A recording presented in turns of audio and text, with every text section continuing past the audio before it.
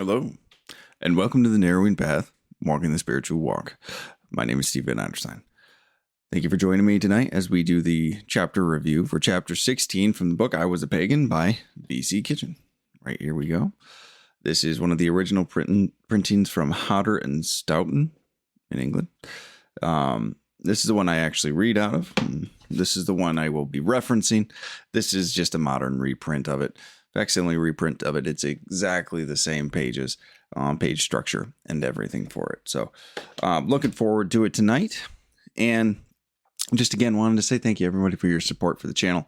Really appreciate it. There's been a lot of great stuff coming around and good feedback, good interaction. And I'm glad y'all are enjoying the shorts that are coming out and checking everything out that we got going on out there. That's including we have an Instagram page, we have a TikTok page, Facebook page, all that cool stuff. So go ahead, give us likes, give us a subscribe where appropriate, and look forward to your interactions. So thank you again. I appreciate it. So let's go ahead and get this going for this chapter 16 from I Was a Pagan. And I do want to say when we get started, again, even for this chapter, there's a lot of references to Christianity specifically in this chapter. And I want to make this, my goal of this podcast isn't to be necessarily a Christian only style of podcast. I want to be more inclusive of people that have different spiritual paths and religious practices. But I know I won't catch it every single time. So please bear with me.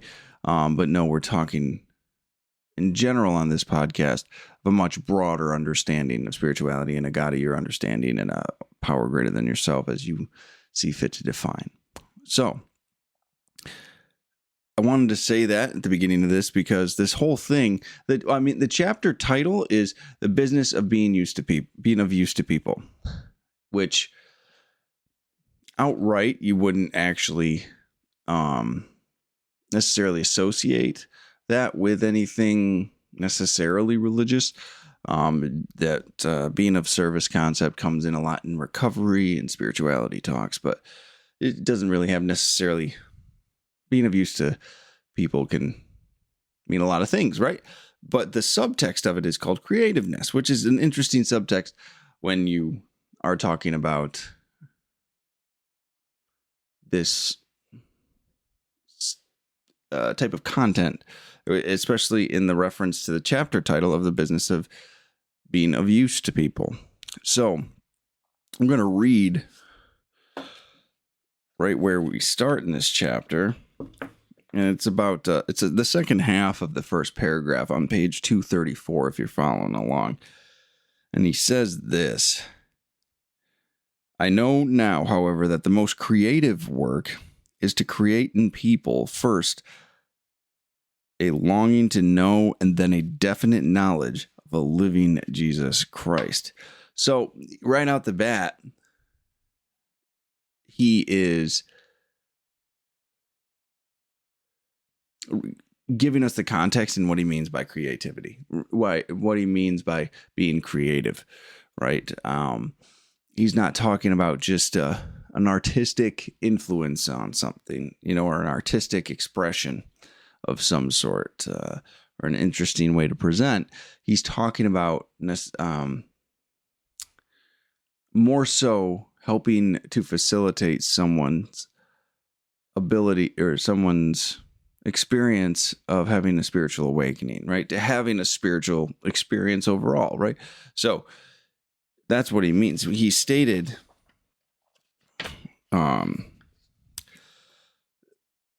a definite knowledge of a living Jesus Christ. And in a spiritual context, to make it a little bit more general, was for someone to have an actual spiritual experience, to have a belief and a knowing that there's a connection to something greater than ourselves, right? It's not just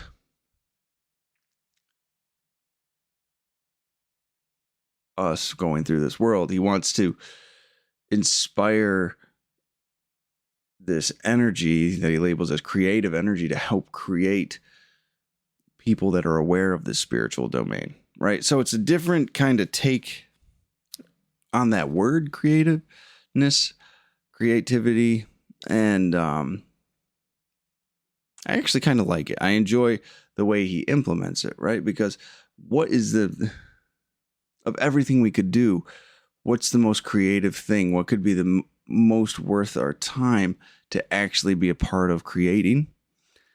And that's helping facilitate and helping connect someone to a God of their understanding and have that spiritual experience that this pretty much whole podcast is about, and start living a different way of life, right? So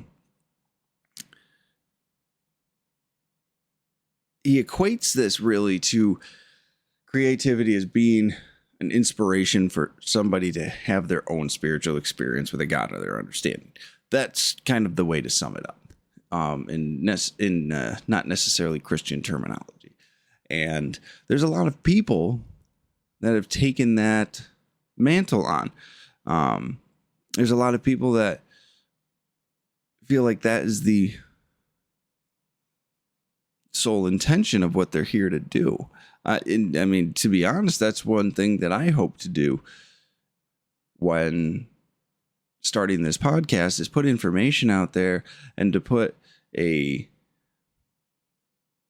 perspective and knowledge that might help someone else connect to this power greater than themselves, whatever that looks like for them too, and give them some hope that there's a different way to live, and that there's a different type of thinking and different type of experience you can have right here, instead of resigning yourself to potentially a miserable existence, you know? So it's a pretty substantial thing to grab onto. And he's opening the chapter with I'm going to say he's notorious for doing this. He puts a lot of big concepts right at the front. I guess he doesn't shy away from telling us what this chapter is going to be about right out the gate, which is nice. So,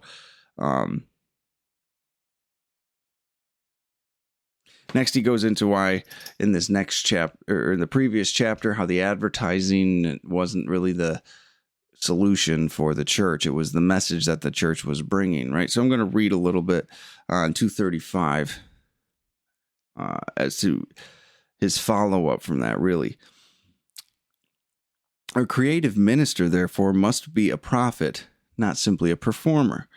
And yet, even prophecy is not enough, for the word of God passes over the heads of those who are not alive to God. I'm going to skip a couple of lines in that paragraph and jump to the truly creative minister must not be simply a prophet or spokesman for God, but must also, as I have suggested, become an actual changer of lives. Okay. So it's not the advertising, it's not the events that attract people to a church. You know, in the previous chapter, we talked about how the spiritual nature of the congregation or the gathering or the people practicing said religion or spiritual practice will demand and attract to it a person of appropriate leadership and quality to guide it, right? And what he's expanding on here further is it's not enough to just be a promoter. It's not enough to be a performer. It's not enough to just be a prophet, right? It's essential that you actually become somebody that's willing to help facilitate someone's walk to this God of their understanding. Not just talk about what it's like, what you should be doing, the instruction in the sense of a grand scale thing, right? You're not just listening to sermons or giving sermons, but you're actually trying to help somebody connect and to have this spiritual experience. And he's talking about there that talking to people that don't know God, that don't have a personal relationship with that power, that source, that energy, that God of their understanding, or he in his experience, Jesus Christ, a energizing sermon still will fall on deaf ears because they're not hearing the actual message, right? They're not actually in a place to receive a perspective like that, right? So there has to be a part of a leader of these churches that is willing to engage people on a personal level and actually help facilitate that connection that we always talk about here, that spiritual experience, that spiritual awakening, whatever you might. Some people call it a mystical experience in some spiritual practices, metaphysical experience, transcendental experience, whatever you want to call it. But the best teachers or the best leaders are the teachers of this experience. And also, they don't take credit for it in the sense of, look what I did, I changed you, but they give you, they help facilitate the connection. They leave the change and that power greater than themselves, and all they do is show someone else how it worked for them. This is very similar to 12-step mentality. This is very similar to a clinical perspective to say someone with lived experience can share that with you to give hope and direction, right? So it's still alive today. Again, early 1930s, this was written, and we're still figuring it out today, how well it actually works. It's funny, we kind of stepped away from it for a little bit, and we're kind of getting back to it in different kind of roundabout ways, right? And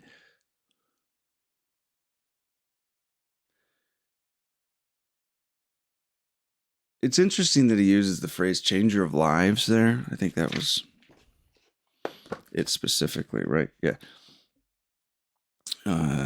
As I have suggested, become an actual changer of lives. And I was thinking about that, and every single time we talk about helping other people, we have to be willing, we have to have had that experience ourselves most times, right? Or of a similar nature, then we can actually speak to it. So if we want to be the changer of lives, if we want to help facilitate that connection, we have to walk through it ourselves first, right? We have to actually have our own personal experience with a God of our understanding. And then when we have that experience and we can speak to it authentically and genuinely and share that in a sense of goodwill and altruism with somebody else, because we just want them to have the same experience or have that same connection that we have, right? That's how you can actually get a serious how you can actually get a steadfast grounding and a ability to actually help someone, right? You have to have an actual spiritual experience yourself to actually get them connected, because that's the only way people actually change and grow anyway. Every other way is us just trying to manipulate and control this world. But if we're able to actually have an experience ourselves and then share that experience we've had with somebody else and how to do it, they can have their own as well. So it's just changer of lives. Changer, we have to start with us first, then we can bring it to others. So, but what's interesting there, he doesn't leave it just in the hands of spiritual leaders in the sense of what we would normally associate them as spiritual leaders. I mean, we're talking about ministers and the priests and the rabbis and everybody that has that similar type of title, gurus, self-help extraordinaires, right? We have a lot of people out there right now in the self-help world that can really pack a hotel and a stadium, even some of them, like really big ventures. And but it's more than just those people, right? It's more than just these popular figures or these people with this title and this descriptive authority, right? This is something he goes on to talk about, that this is the responsibility of everybody. This is not just your church leader. This is not just your meditation group leader, your yoga teacher, whatever it is. This is your responsibility to bring into this world. This is your responsibility, like it's my responsibility to bring into this world and to share with other people. Because part of this is we've had an experience. It would be selfish of us to actually hold on to it. But also, if I want these other people to keep sharing their experience and keep helping other people grow, how can I demand of them to do it if I am not willing to do it myself? Right? Like, I can't sit here and say you should be sharing your personal experience with the God of your understanding to help facilitate people's connection when I'm not going to go do it. When I don't have the willingness or the compassion or empathy or patience to actually go help somebody else myself, right? In whatever way I can do that. So we have to maintain that willingness for us too, because the Spirit, you don't know when someone's going to be open to receiving the message. You don't know how it's going to actually be received by them and in what environment, in what state of mind. So keep that in mind. We are all here to be of service to the God of our understanding and our fellow man. So it's that choice to live differently. Don't live selfishly, live to be of service. We talk about that a lot on this podcast, that I'm here to be of service to this world, to this God of my understanding, right? To actually put into this world instead of take out of it. So I want to go ahead and actually, on that note, move into the next section I wanted to read with you. We're going just over to chapter or page 236 here, and it's starting at the fact about 4 lines down.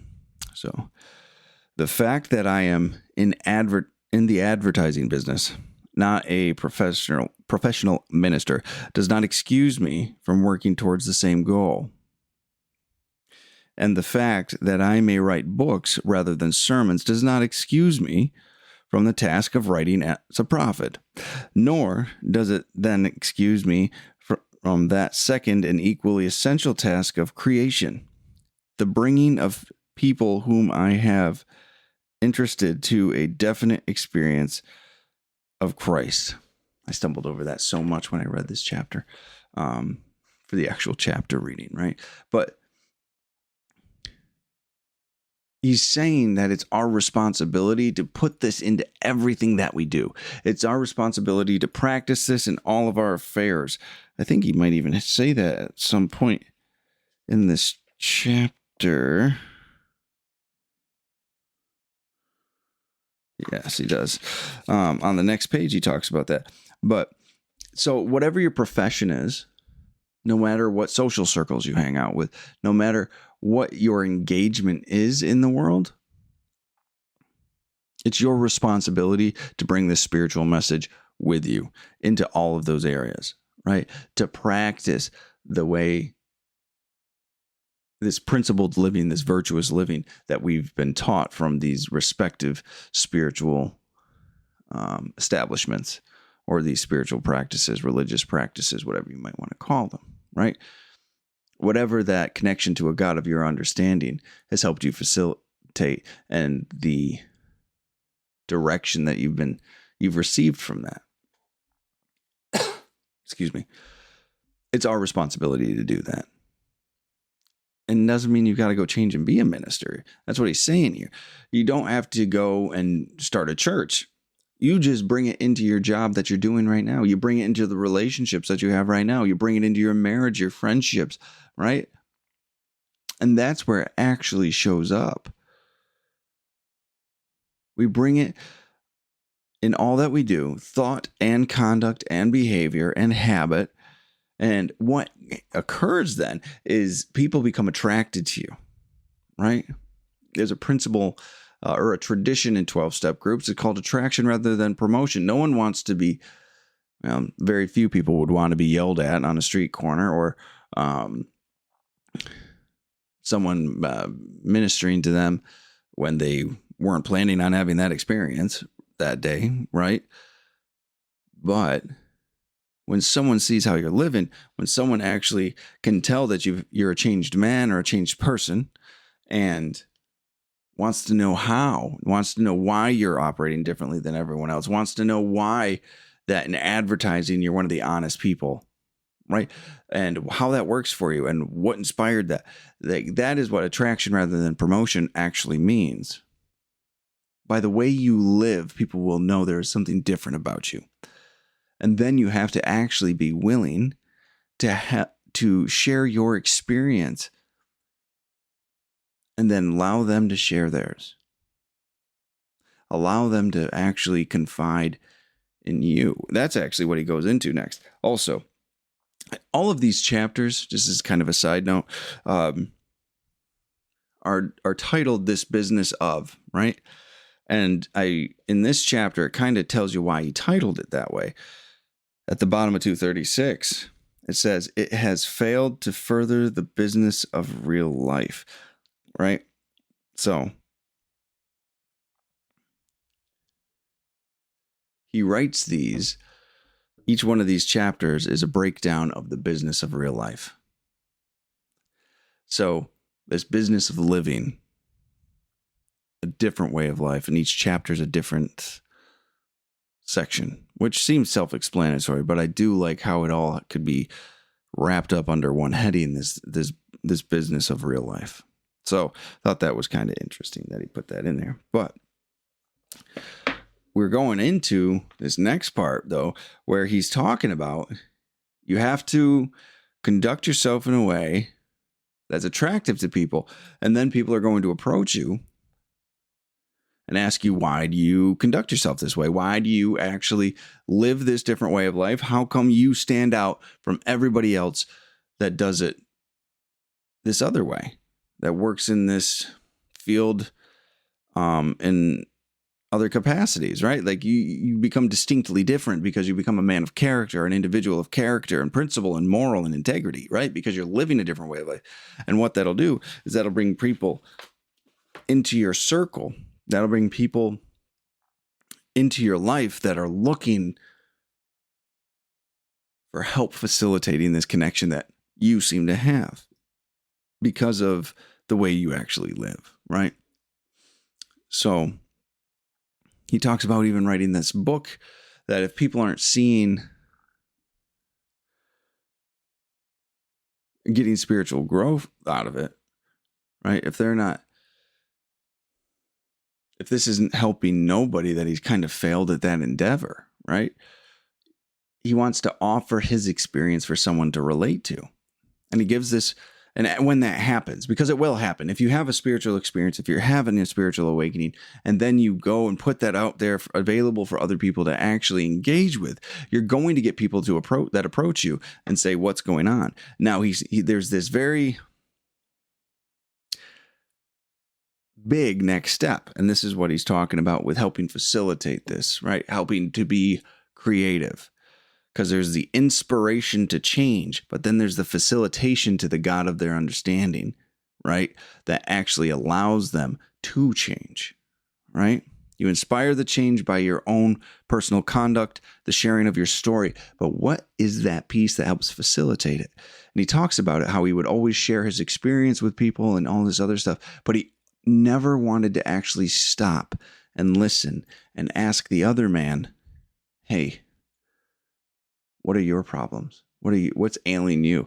How did he phrase it? He said, I asked him what his troubles are. I did. A life was changed. That's it right there, right? Because when we talk about our own personal struggles, we open the floor up for someone else to connect to us. We open the floor up and we provide a safe space for people to go, yeah, me too. But you have to be willing to that, yeah, me too part. You have to be willing to actually allow them to tell you, to be attentive, not just hope it gets over soon, not to tell them they're wrong, not to tell them that they need to change their entire life, but to be present and to listen to them as they pour their heart and soul out to you because they feel like you'd understand. Right? What a beautiful blessing it is to have the privilege to hear that from somebody. When someone chooses you to just reach out to and connect to for help. That's that spirit of service that's always talked about when helping people, and in 12-step practices, right?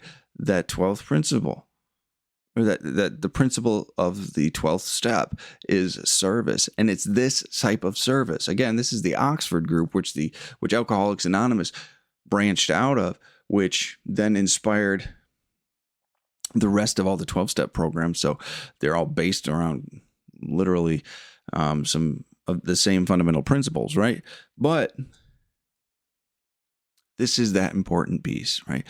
This is the attraction piece. And then we share our experience, and then we ask them to share their experience with us. And suddenly they're not alone in the world. Then suddenly they can actually hold their head up high. Suddenly someone else is saying, yeah, me too. And it's okay. And this is how I got well.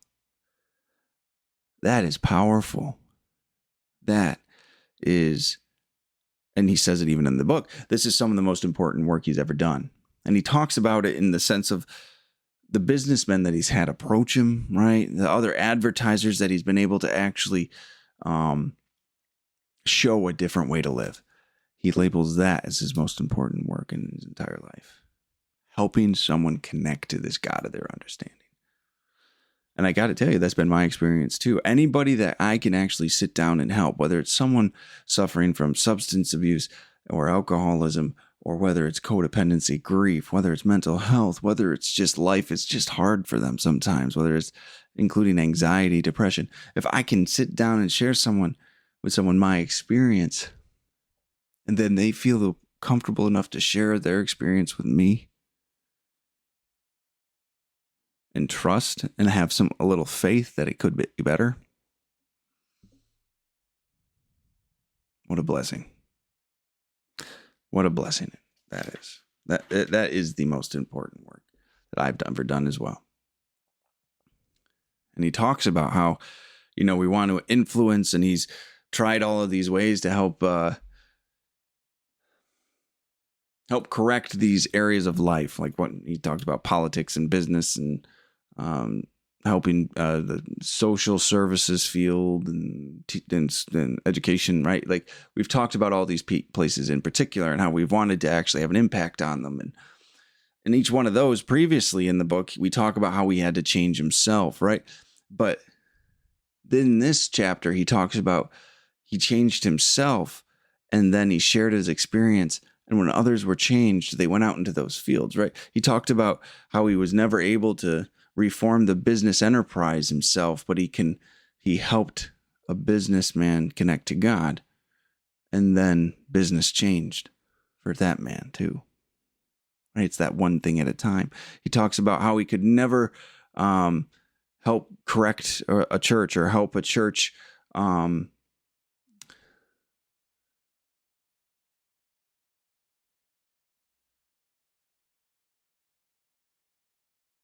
realign.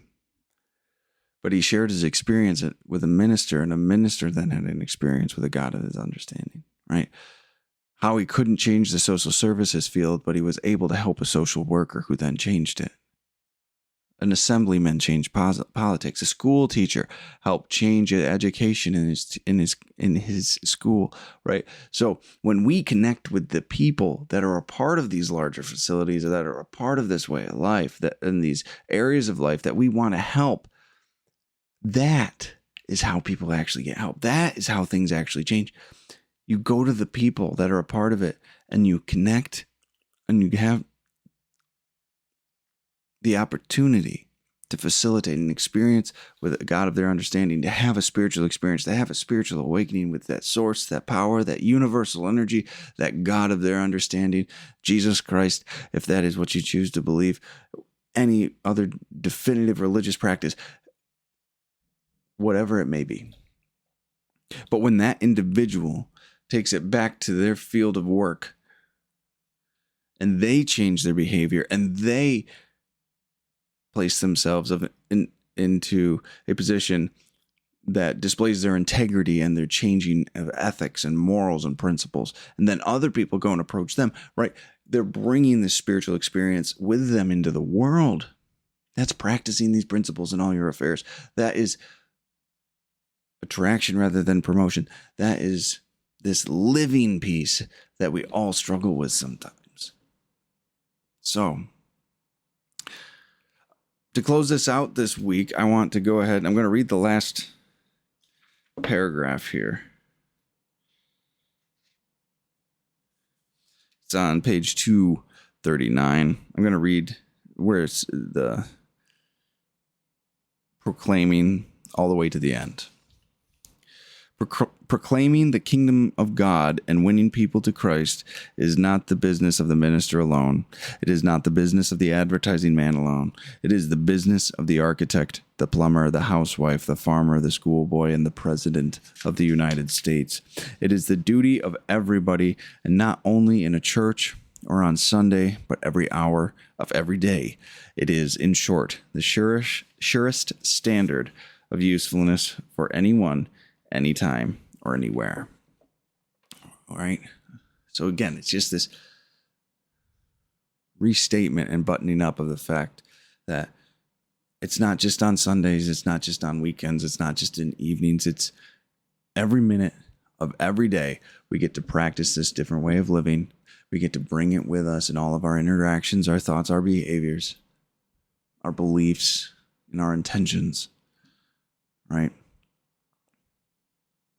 It is all of our responsibilities to carry these messages, to carry this different way of life, to carry these experiences. It's not just okay to resign ourselves, to let someone else do it, and we'll just keep living our life selfishly.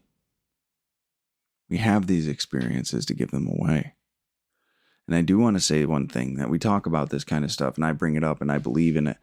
And I want to caution one thing, though.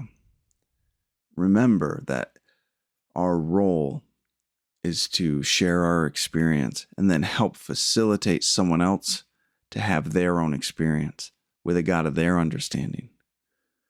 Remember, we do not change people. We walk with somebody as God changes them, as that power changes them, as that spiritual experience occurs for them. It has very little to do with us when the person actually changes. But what we can do is help facilitate that. And that is an amazing opportunity we get. But we got to remember, we are not God. Excuse me again. Some people forget that, right? We can't save the world, but we can help other people save themselves by coming into contact with a God of their understanding. And then maybe that way we can slowly save this world one person at a time. So, amazing chapter. Shortest chapter in this book, by the way. Absolutely, I love it. I love the message of this. I love the responsibility that VC Kitchen talks about in this chapter. And it's something that needs to be talked about more, in my personal opinion. We don't hear about this stuff very often, right? How we have to have a responsibility to not only live this in every moment of our days, in every area of our lives, and share our experience, but also allow someone else to connect with us and share their experience with us, that they might find that spiritual connection too. So, absolutely love this stuff. Looking forward to the next chapter. Next chapter, just as a preview of coming attractions, is chapter 17. This business of getting ahead in life, growth. It's another longer one as well. It's about, I think it's 17 pages when I looked. So we got another good one coming up as well. Second to last chapter of this book, then we will be moving on. And maybe we'll talk about a little bit about that next time too, as to what we're going to be going on to. So I am looking forward to it. And thank you all for joining me tonight for the chapter 16's review of VC Kitchens. I Was a Pagan. And we will be back again next weekend for the chapter reading of chapter 17. So I'm looking forward to y'all to reading that to y'all next weekend. And until next time, thanks.